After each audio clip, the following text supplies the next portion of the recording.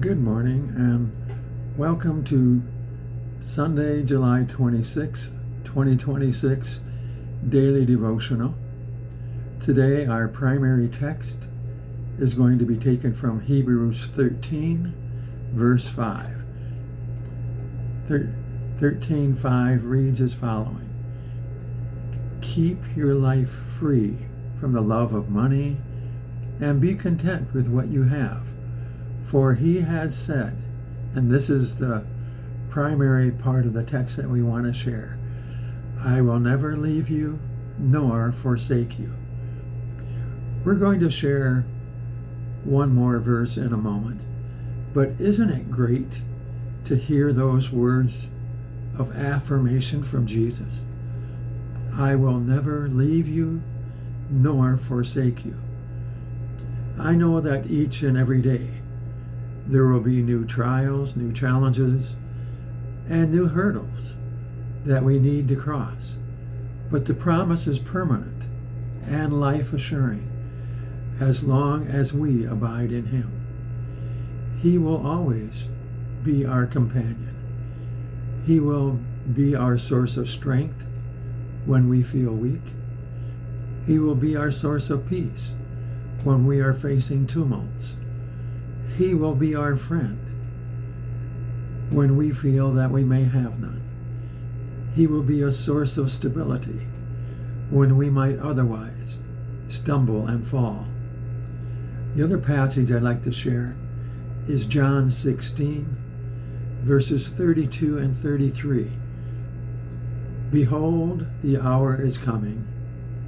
Indeed, it has come, when you will be scattered, each to his own home, and will leave me alone. Yet I am not alone, for the Father is with me. I have said these things to you, that in me you might have peace. In the world you will have tribulation. And again, here's our key: but take heart, I have overcome the world. There is nothing that this world can challenge us with that we cannot conquer, because Jesus has already conquered on our behalf. He has also given us the tools to combat any arrows that might be shot in our direction. In Ephesians 6, Paul gives us some of the protections that have been provided for us. However, like anything else, we need to use that which he has provided for us in his word. And what are some of these protections? Ephesians 6, verses 10 through 18 lay them out for us. The whole armor of God. Finally, be strong in the Lord and in the strength of his might. Put on the whole armor of God, that you may be able to stand against the schemes of the devil.